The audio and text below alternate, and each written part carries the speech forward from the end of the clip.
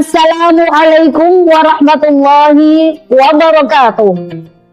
Bismillahirrahmanirrahim.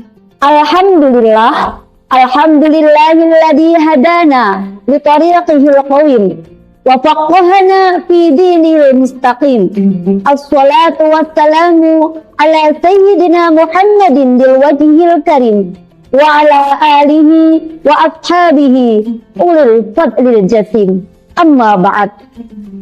Dinar Ramadan, pemudi salihah berakhlakul karimah.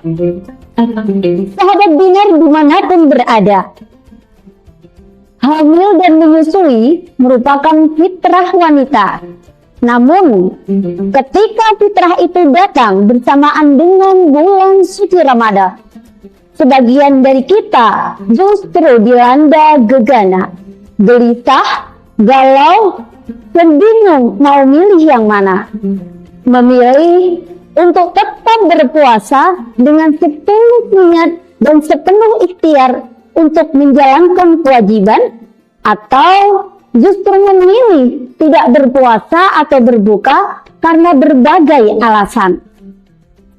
Apalagi misalnya tahun ini kita hamil, tahun depan pasti kita menyusui, tahun depannya lagi Allah memberikan rezeki kita hamil, Ramadan tahun depannya berarti kita menyusui. 4 kali Ramadan kita lewati. Bagaimana? Dilema bukan? Sahabat dinar dimanapun berada, Islam adalah agama yang membawa rahmah bagi seluruh alam. Islam juga agama yang sangat ramah terhadap perempuan. Maka seyogianya kita jadikan Islam sebagai rumah untuk kita berpulang mencari jawaban atas segala persoalan, termasuk persoalan apakah ibu hamil dan menyusui lebih utama puasa atau justru berbuka.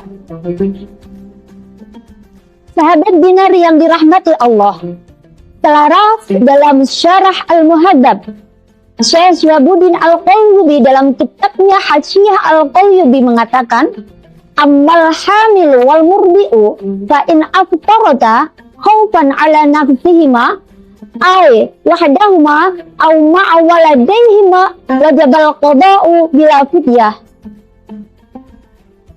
Jika seseorang yang hamil atau menyusui karena takut atas dirinya, yang pertama takut atas dirinya, yang kedua takut atas dirinya dan anaknya, maka dia wajib mengqadha puasanya tanpa harus membayar fidyah.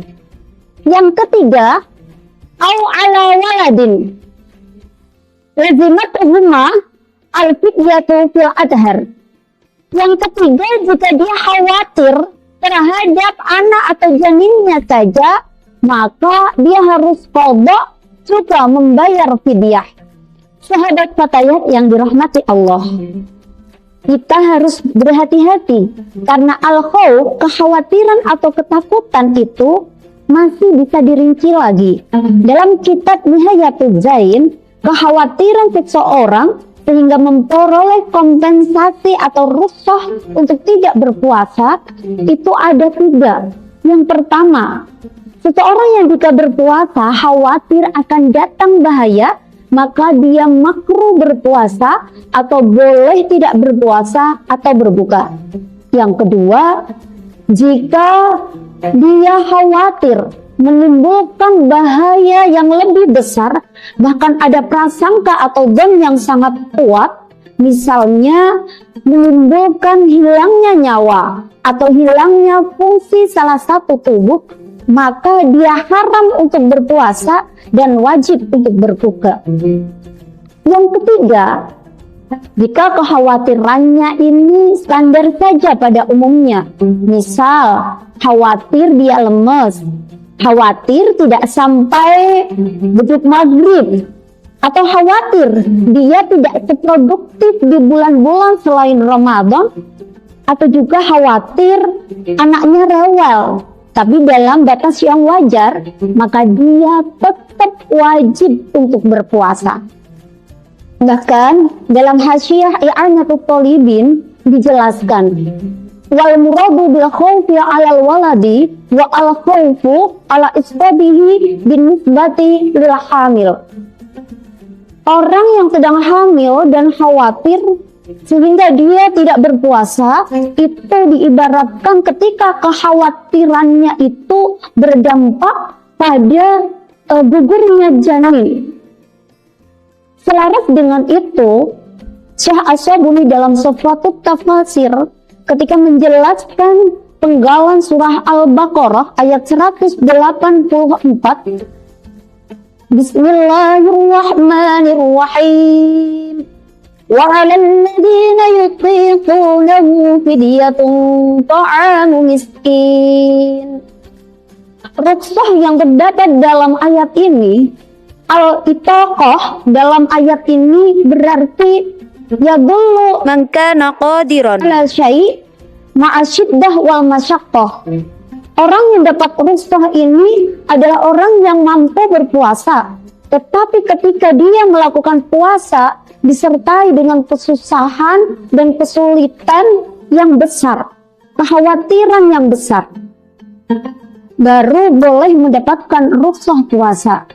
Sahabat binar yang dirahmati Allah, dari penjelasan tadi bisa kita simpulkan, wanita hamil dan menyusui yang mendapatkan rukhsah untuk tidak berpuasa ada beberapa ketentuan. Yang pertama, jika dia khawatir atas dirinya, atau yang kedua khawatir atas dirinya dan anaknya atau janinnya, maka dia wajib qada puasa tanpa membayar fidyah.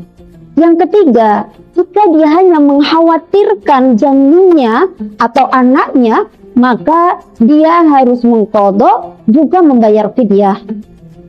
Namun harus kita ingat bahwa ketika ibu hamil dan menyusui tidak berpuasa, tidak cukup diganti dengan membayar fidyah saja, selama dia punya kudrah atau kuasa untuk mengganti puasanya di lain hari. Karena fidyah hanya diperuntukkan oleh orang-orang yang tidak punya kudrah atau kuasa mengqada puasanya di lain hari. Misalnya orang yang sakit keras dan sudah tidak memungkinkan untuk sembuh. Dua, orang yang sudah sangat tua. Sahabat binar yang dirahmati Allah, hamil dan menyusui itu adalah fitrah. Puasa itu kewajiban dan ibadah. Selama kita menjaga asupan nutrisi dan menjaga agar tidak terkena dehidrasi, serta jangan lupa konsultasi kepada ahli, ibu hamil dan menyusui yang berpuasa justru manfaatnya akan datang dan masyaqqat akan hilang. Ingat, ibu hamil dan menyusui tidak selamanya diwajibkan berpuasa, tetapi ibu hamil dan menyusui tidak selamanya pula dibolehkan meninggalkan puasa. Demikian yang bisa saya sampaikan. Wal minkum wallahul muwaffiq ila aqwamit thoriq. Wassalamu alaikum warahmatullahi wabarakatuh. Salam binar.